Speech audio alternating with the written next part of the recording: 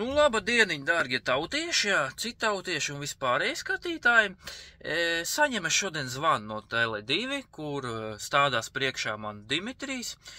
Pats galvenais, ka viņš stādās man krievu valodā, jā. Līdz ar to es jau sāku čohnīt, ka kaut kas nav rīktīgi.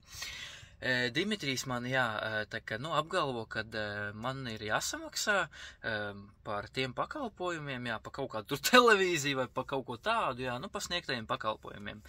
Viņš runā, es viņu klausos, jā. Līdz ar to mēs nonākam līdz tai situācijai jau, kad kā tu gribi maksāt, viņš man jautā, skaidrā naudā, tur ar karti, zin kā, baudā vai graudā, suka, izrādās, ka vēl Dimitrijs ir zilais, jā, karoči Dimitrijs sveiciens tev, jā, ja tu man skaties, jā, ej, vēlreiz nahuj, jā, es jau tev vienreiz pasūtīju, tagad vēl vienreiz, jā. Zvanīs vēlreiz, jā, var vēlreiz pasūtīt nahuj, ja gribi, suka, nedz, bļēt. Cilvēki, jā, šodien es gribu, tā kā, mans mērķis ir, jā, brīdināt jūs, kuriem tā smadzeņi ir, mazāk nekā strausam. Vecs cilvēks, jā, tos mēs liekam malā, vecums nenāk viens, jā, tos varbūt ir vieglāk apkrāpt, jā, vecāks cilvēks, jā, tomēr viņam tā saprašana, varbūt arī tā reakcija un tas prāta masums jau nav tik asas vairāk. Līdz ar to tiem visiem, jā, kuri uzķeras, jo, diemžēl, ir sabiedrības daļa, kuri uzķeras uz šiem te krāpniekiem. Un es arī, esmu saņēmis šos te krāpnieciskos zvanus. Pirmais man bija Itālijā, tad, kad es biju aizbraucis, jā, tad zvanīja kaut kāda sieviete no Igaunijas numuri, krievu valodā, jā, izmisīgi sāk baurot, kad viņi tur mašīnu esot notriekusi, zin kā, tu tur neuztraucies, atsūt man naudiņu, zin kā ārsts operācijā naudiņu prasa tūlīt pat. Es saku, tu suka, man tavas problēmas, baļaģi. Es esmu nohujārījis 30 km pa kalniem un pa lejām, man viss kājas ir tūdzinās. Vēl 5 km jāhujārī līdz ūdenskritumam, baļaģi. Man jāmeklē kādu, kurš man uzvedīs tagad līdz ūdenskritumam, baļaģi. Tu man te čakarējies virsū savām kaut kādām problēmām, kaut vai tev autobusus, baļaģi, notriekt. Man paiet baķeri, zvani kaut kādiem 112 gāzes avārijas dienestam muņikiem, es nezinu, priekš kam tu man zvani, jā, es neesmu nekāda banka arī, kā nekā. Var sakot, jā, vārds pa vārdam, tur pasūtīt dirsti, jā, nolika klausuli, gribēju, izkrāpt no manīm, jā, kaut ko, bet es jau sapratu, jā, no pirmajām frāzēm, jā, ka tas pirmkārt, tas nebija, cilvēks īsti, tas bija balsts ieraksts, jā, kurš bija pielikts kaut kā pie telefona, un, var sakot, gribēja apist man, jā, ņina tavo narvaļas, jā, šodien mēģinājums, jā, numur 2, jā, zvana Dimitrijs no Tele2, stādās priekšā, krieviski runājā, stādās man priekšā, var sakot, tev tur jāsamaksā pa to un to, pa tādiem tur sniegtajiem pakalpojumiem, pa televīziju, zin kā tu tur vēlies maksāt, jā, tur tā tālāk un tā tālāk. Tad, jā, vārds pa vārdam, tur augstos toņos, baļaģi, jā, zin kā tur, saprat čāls, ka ņina tavo narvalsē, jā, es jau viņam pateicu arī. Pēc tam es zvanīju uz Tele2, jā, tiešām pajautāju, jo Tele2 reizēm, ir tā, kad viņi atsūta kaut kādu kosmisku rēķinu un kļūdaina apstākļu dēļ, jā, patiesībā, kuram negadās kļūdīties. Tad tu piezvani, jā, noskaidro, viss kārtībā, nekas nav jāmaksā. Šodien es arī, protams, piezvanīju un noskaidroju, ka nekādu pakalpojumu es neesmu pieslēdzis, jā, man nekas nav jāmaksā, viss kārtībā. Tad, jā, es zvanīju Dimitrijam apakaļ un, tad pasūtīju viņu vēlreiz nahu, jā. Sukanēns, bļaļ.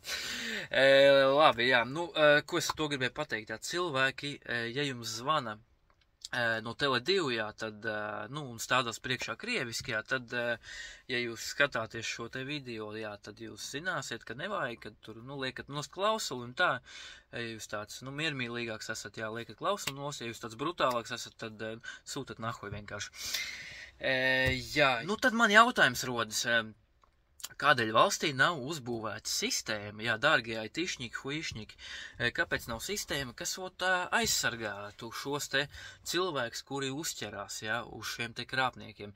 Jo, piemēram, Vācijā, jā, es arī esmu mobīlu operatoru klients, jā, man ir Vācijas simkartiņa, un tu nevari vienkārši nopirkt, ne, tu vari veikalā ieiet nopirkt simkarti, bet tu nevarēsi nevienam piezvanīt, un neviens arī tev nevarēs piezvanīt, jo ir izveidota tāda sistēma, kas ir drošības apsvērumu dēļ, tur, lai teroraki nebūtu, lai krāpnieciskie šie te zvani nebūtu.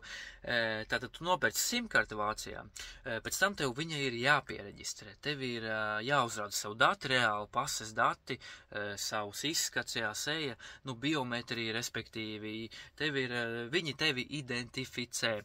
Tas var notikt, tu vari aiziet uz pastu, parādīt savu pasi, tu vari video zvanāt, tur arī ir savu veidu biometriju var veikt, un pēc tam viņi apstiprina, un tikai tad tu vari zvanīt kādam, un tad viņi zina tavu mājas adresi, viņi zina, ka tas esi tu, ka tas tiešām esi tu, un līdz ar to, es nekad dzīvē neesmu saņēmis nevienu krāpniecisku zvanu, kur man stādītos priekšā vāciski kāds, vai nu kādu Vācijas numuru.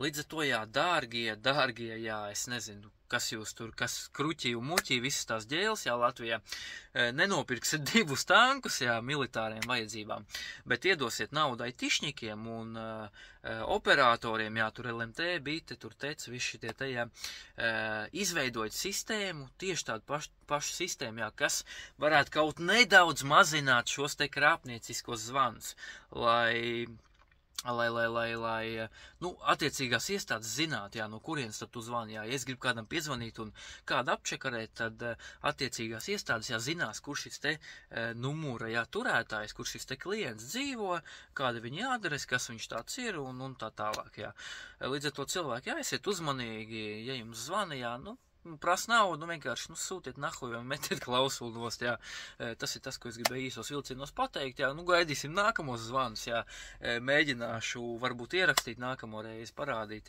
kā tas viss notiekās, varbūt parausim uz muļķi kaut kur nākamreiz, mēģinās aizsūtīt kaut kādu 1 centu, viņam lai viņam tad norauda 13 centu vēl pa izziņu, lai viņš mīnusā paliek tas sukenens. Tā kā tā, draugi, veiksmīgi dienu visiem, maucam tālāk, turam tonus, čau!